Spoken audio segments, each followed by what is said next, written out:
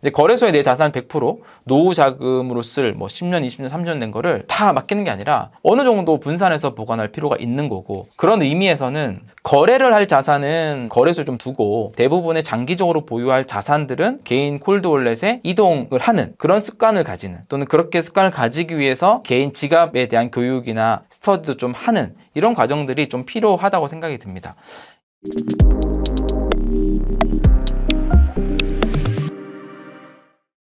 네, 안녕하세요. 이정우의 비트코인 머니플랜입니다. 최근에 업비트에서 해킹 사건이 있었죠.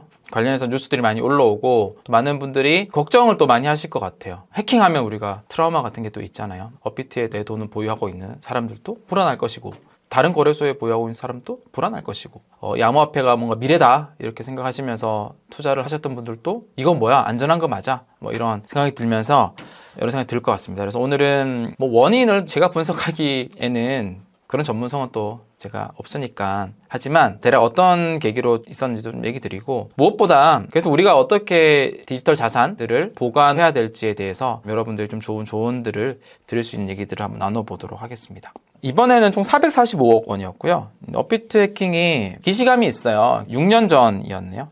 기사 나온 것처럼 6년 전에 이게 같은 날이었나 봐요. 업비트 해킹이 당했는데, 이번에는 누가 그랬는지 밝혀지진 않았지만 6년 전은 북한의 라자루스라는 해킹 조직에 의해서 됐다라고 공식 발표가 나긴 했었습니다. 좀 싸하죠, 그죠? 그리고 이번에 되게 좋은 소식이 났기 때문에 어떻게 보면 엄청 치명적으로 큰 금액은 아니에요, 다행히. 근데 6년 전에도 그 당시 가격으로 한 580억 정도의 이더리움이 탈취가 됐거든요. 근데 이렇게 탈취가 되면 이제 이 자산이 한동안 어렵습니다. 근데 그 당시에 580억 원인데 이더리움이 34만 개예요. 지금 가격으로 환산하면 34만 개면 그 조단이죠. 개당 500만 원 치면 1조 5천억 되나요? 굉장히 큰 금액이에요. 왜 기억하냐면 2019년도에 업비트 해킹이 딱 됐었을 때 이것에 대해서 다루기 위해서 처음으로 뉴스에 출연을 했었는데, 그러니까 기억을 너무 잘 하고 있습니다. 그때는 굉장히 큰 금액으로 느껴졌는데, 지금도 450억이 작은 금액은 아닌데 뭐 돈의 가치가 좀 떨어졌는지 예전만큼의 그런 건 없는 것 같긴 합니다. 어쨌건 업비트 공지가 올라왔어요. 공지를 보면 이 원인과 어느 정도 규모가 되는지 공지로 올라왔고, 그리고 피해 자산도 여기 중요하죠. 이제 총 445억 중에서 회원 자산이 386억이라고 합니다. 회원의 피해 자산은 업비트의 보유 자산으로 전액 보존하겠다. 그러니까 피해가 난 것을 고객한테 전가하지 않겠다. 이런 것들은 어떻게 보면 되게 좀 훌륭한 조치 같습니다. 그래서 우리가 좀 큰 거래소를 이용하라고 하는 이유가 사실 이런 부분이 좀 있긴 하거든요. 그러니까 어떤 거래소도 이 단일 실패점이잖아요. 그러니까 크면 클수록, 그러니까 거래소는 이 해커들의 먹잇감이 되게 너무 좋은 곳이기 때문에, 근데 아무리 보안을 잘 하더라도 어떤 뭐 취약점이나 어떤 이제 보안에 대한 어떤 누수 때문에 해킹이 생길 수가 있는데요. 과거에 늘 그래 왔었고, 법적으로 고객들이 보존할 방법이 없어요. 현재 법으로는. 해외도 마찬가지죠. 그렇기 때문에 그나마 거래소가 큰 곳들은 본인들이 계속 사업을 영위를 해야 되기 때문에 이렇게 보전을 해주고 계속 사업을 영위하는 선택을 하는 거죠. 한국에서는 업비트도 이제 해킹이 6년 전에 나서 작지 않은 금액이었는데 다 보존을 해줬고, 뭐 빗썸에서도 해킹이 난 케이스가 있죠. 다 보존을 해줬고 그렇습니다. 근데 만약에 작은 거래소라면 수백억 원 정도 또는 수천억이 나버리면 이제 아마 사업을 영위하기 힘들 정도로 그런 일이 생깁니다. 그런데 우리가 이번 건을 보면서 개인 지갑에 우리 자산을 보유해야 되나? 라고 하는 생각이 많이 들 거고요. 완전히 이제 지갑 교육은 아닌데요. 여러분들, 개인 지갑을 우리가 하려고 할 때 이 개념을 조금 아셔야 돼요. 되게 중요하거든요. 그래서 지금 이 부분 얘기할 때는 집중해서 들으시면 좋을 것 같습니다. 뭐 지금 개인 지갑 활용하시는 분들도 잘 아실 수도 있는데요. 한 번 더 이제 리마인드 하는 셈 치고 보시면 좋은데, 우리가 개인 지갑 일을 할 때나 이 블록체인에는 이렇게 지갑 주소라는 것도 있고요. 공개 키라는 것도 있고요. 개인 키, 프라이빗 키라는 것도 있고, 니모닉이라고 하는 것도 있어요. 되게 생소한 용어들이잖아요. 이 개념이 우리가 블록체인, 특히 암호화폐를 주고받는 데 있어서 또 개인 지갑을 관리하는 데 너무 중요합니다. 간단하게 매칭시켜보면 지갑 주소는 뭐예요? 제가 이제 우리 피디님께 암호화폐를 보낸다라고 하면 피디님한테 지갑 주소 보내주세요. 그럼 제가 코인 보내드릴게요. 이렇게 하잖아요. 그 지갑 주소입니다. 마치 우리가 계좌번호와 같은 거죠. 뭐 계좌번호는 사실은 누가 달라면 주기도 하고 오픈해도 되잖아요. 계좌번호를 안다고 우리가 그 사람 계좌인 돈을 꺼냈을 수 없는 것처럼 암호화폐도 마찬가지입니다. 이 지갑 주소만 안다고 돈을 뺏기긴 어려워요. 근데 이 지갑 주소 말고 요 개인 키란 게 있습니다. 개인 키. 개인 키는 마치 통장의 비밀번호와 비슷한 거고, 마치 인감 도장과 비슷한 겁니다. 우리가 뭐 어떤 큰 거래들을 할 때 인감 도장을 찍으면 어떻게 보면 최종적인 승인과 똑같은 거잖아요. 정말 관리를 잘해야 되잖아요. 그래서 이 개인키란 게 있는데요. 이 개인키를 분실을 하게 되면, 개인키를 분실한다는 거는 통장 비밀번호를 분실을 하고 노출이 된다는 거기 때문에, 요게 노출이 되면 그냥 자산을 이동시키게 되어버리는 거죠. 그래서 되게 이 개인키 관리 중요한데요. 이 지갑 주소란 걸 만들려면 이제 공개키란 게 필요하고요. 이 공개키를 만들려면 이 개인키란 게 필요합니다. 각각을 만들기 위한 암호 기술들이 위에 있는 거죠. 공개키를 만들기 위해서는 개인키를 가지고 타원고선 암호 기술을 가지고 만들어야 되고, 지갑 주소를 만들려면 그 공개키를 가지고 또 해시 함수를 통해서 지갑 주소를 만들어야 되는 겁니다. 근데 이 개인키를 잃어버릴 수도 있잖아요. 개인키 잃어버리면 어떻게 돼요? 이제 개인 지갑을 쓰는데 내 개인키를 분실했어. 그러면은 내 자산에 대한 통제권을 잃어버리는 것과 똑같습니다. 근데 그 개인 키를 복구할 수 있는 게 이 니모닉이라고 하는 12개에서 24개 정도 되는 단어의 조합입니다. 이 니모닉이라고 하는 단어 배열을 가지고 개인 키를 만들 수 있어요. 그래서 우리 뭐 암호화폐 지갑 이렇게 하신다는 분들 보면 이렇게 단어들을 이렇게 종이에 다 막 적고 12개 단어 적기도 하고 뭐 24개 단어 적기도 하고, 이거를 잘 보관을 하고 있어야 되죠. 그래서 이거를 뭐 금고 또는 자기만이 아는 곳 또는 훼손되지 않은 곳에 잘 보관을 해야지 개인 키를 혹시나 잃어버리더라도 이 니모닉을 가지고 복구를 할 수 있는 겁니다. 니모닉은 마치 마스터 키와 같은 겁니다. 그리고 이 개인 키를 보관을 하는 곳이 콜드 월렛이라고 하는 레저 월렛 지갑인데요. 개인 키를 콜드 월렛 지갑에 사실 보관하는 개념이고, 이 콜드 월렛을 통해서 내 지갑 주소에 있는 자산, 비트코인을 또는 다른 암호화폐를 상대방한테 보낼 때 서명을 하는 겁니다. 서명. 요런 관계가 있는 게 지갑 주소와 공개키와 개인키와 니모닉입니다. 정리하면 지갑 주소는 오픈돼도 된다. 이제 공개키가 노출된다고 해서 개인키를 알 수는 없어요. 역으로는 전혀 알 수가 없거든요. 공개키가 노출된다고 해서 내 자산을 분실할 염려는 없습니다. 하지만 이 공개키도 굳이 공개를 잘 하진 않죠. 개인키가 노출되면 내 자산을 분실하는 것과 똑같습니다. 통제가 안 되니까. 개인키를 잃어버렸는데 니모닉도 없어. 그러면 그 자산을 내가 영원히 딴 사람한테 보내거나 통제권을 완전히 잃어버리는 겁니다. 그래서 중요한 거는 이 개인키와 니모닉을 아주 잘 관리해야 된다. 개인키는 이 콜드 월렛 지갑을 통해서 관리한다. 이 콜드 월렛이라고 하는 것은 뭐예요? 인터넷과 연결이 끊어진 지갑이기 때문에 해킹의 우려가 되게 적은 거죠. 이렇게 이해하시면 좋고요. 근데 이번에 업비트는 공지 내용이 이런 내용이 있어요. 원인이죠, 원인. 다수의 업비트 지갑 트랜잭션을 분석을 해보면 개인 키를 추정을 할 수 있는 당사의 보안 취약점이 발견이 됐다. 그러니까 개인 키를 추정할 수 있는 취약점이 발견된 게 치명적인, 어떻게 보면 취약점이 되어버린 거죠. 그래서 이 해커 그룹들이 이 트랜잭션을 막 분석을 했더니, 트랜잭션을 원래 만들려면 개인 키로 서명을 해야 되거든요.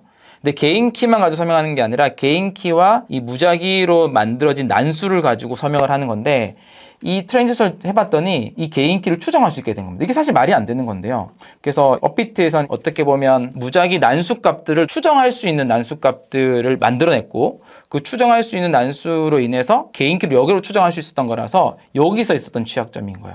이 뭐 원인까지 우리가 뭐 더 깊게 알 필요는 없으나, 이렇게 해서 개인 키가 노출이 돼서 이제 해킹이 됐다라고 볼 수 있는 거고, 아마 뭐 이것들은 이렇게 일어나지 않는 걸로 또 취약점 보완을 했다고 하니, 근데 이게 방금 얘기 드렸던 요런 이제 흐름에서 나온 거다라고 이해해 주시면 좋을 것 같습니다. 거래소와 이제 개인 지갑에 대해서 이렇게 거래소 해킹되고 하면 이제 불안하고, 근데 거래소는 이 해킹의 타겟 1순위이긴 해요. 아까 말씀드렸듯이 단일 실패점이잖아요. 그리고 하게 되면 이제 굉장히 큰 금액을 해커들이 취할 수 있기 때문에 뭐 누구나 다 저걸 하려고 막 할 겁니다.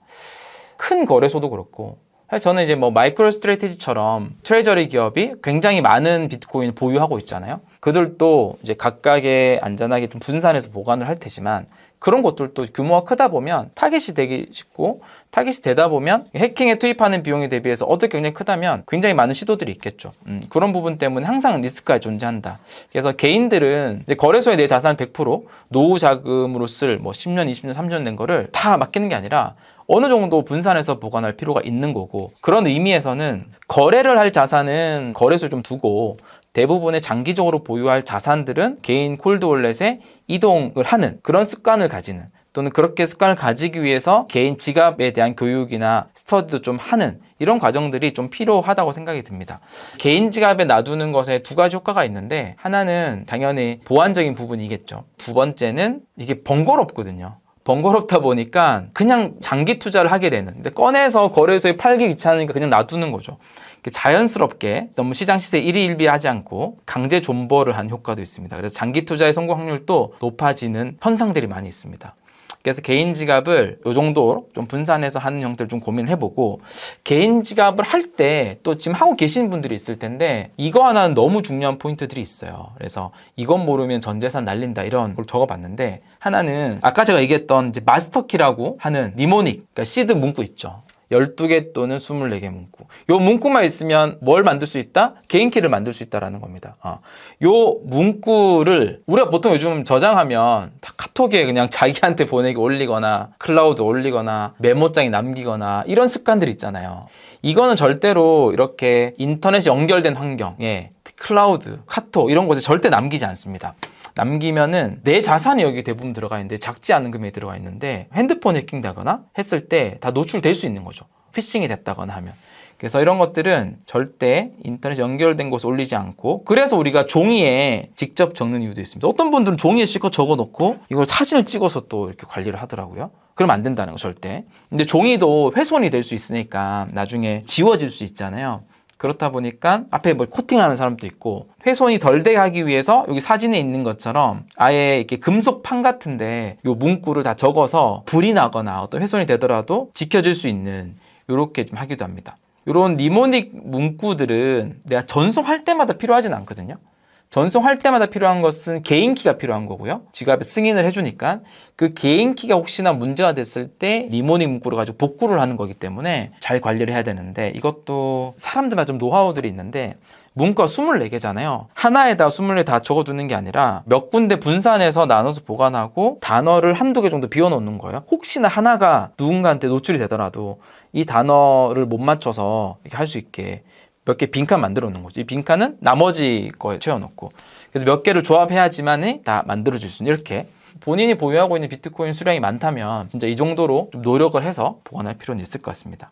그리고 또 하나는 개인키를 보관하는 곳이 어디라고요? 개인키를 보관하면서 디지털 서명하는 곳이 콜드 월렛이라고 하는 지갑이잖아요.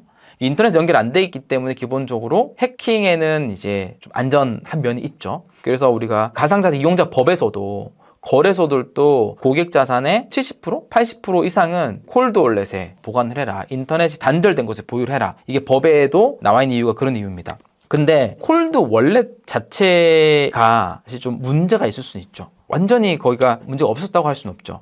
근데 이거를 혹시 몰라서 당근마켓에 검색을 해봤는데 중고나라로도 많이 팔더라고요. 중고나라. 그러니까 그 콜드 월렛 자체에 어떤 안 좋은 것을 심어서 팔 수도 있잖아요. 왜냐면은 어떤 고객이 이 콜드 월렛에 어마어마한 금액을 보유할 수도 있으니까. 그래서 이 콜드 월렛은 반드시 공식 홈페이지나 이 정품으로 판매한 그곳에서만 사야 되지, 다른 채널, 개인 간 거래, 당근마켓에서, 근데 꽤 많이 올라와 있어요. 여기 보니까. 이렇게 해서 이게 싸다고 샀다가는 나중에 실제로 그 콜드월렛에서 많은 금액을 내가 보관하고 했을 때 한 번에 자기 자산 잃게 되는 상황이 펼칠 수도 있고, 그 누구한테 원망할 수 없는 거죠. 그래서 이런 거, 출처할 수 없는 클릭하지 않는 거. 그리고 마지막으로는 이거는 뭐 거래소를 보관하던 마찬가지긴 한데요. 전송을 할 때 항상 특히 뭐 암호화폐 같은 경우는 소액을 먼저 한번 보내고 그 다음에 큰 금액을 보내고, 그런 습관들을 가질 필요는 좀 있다. 소액 보내고 제대로 도장을 확인하고 또 보내는 거죠. 왜냐하면 지갑 주소를 쳐서 상대방이 누군지 이렇게 나오진 않기 때문에 그런 이제 습관들을 되게 보내는 게 좋다. 왜냐하면 큰 금액을 한 번에 보냈는데 몇십 비트 보냈는데 몇백 비트 보냈는데 복사를 잘못해가지고 딴 데 간 거야. 또 전송이 안 된 거예요. 그러면 자산을 다 잃어버릴 수도 있잖아요.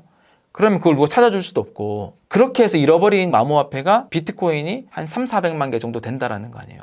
오전송 또는 개인키를 분실한 거. 근데 그거 누구도 찾아줄 수가 없어요. 그러니까 원망할 데도 없고, 그렇기 때문에 더 신중해서 보내야 되는 건 있습니다. 이렇게 오늘 뭐 업비트, 뭐 해킹 이런 뉴스들을 보면서 보관을 하는 것에 대한 우려도 좀 있고, 개인 지갑할 때 쓰는 몇 가지 기술적인 용어들 좀 설명드렸고, 어려웠을 테지만 나중에 반복해서 듣다 보면 또 이해가 될 거라고 또 생각이 듭니다. 나중에 이런 지각 관련해서도 조금 더 디테일하고 잘 가르쳐 줄 수 있는 뭐 과정을 열던가 그렇게 하다면 또 한번 소식을 공유 드리도록 하겠습니다. 오늘 내용도 좀 도움 되셨다면 좋아요, 구독, 그리고 알림 설정 꼭 해주시기 바라겠습니다. 감사합니다.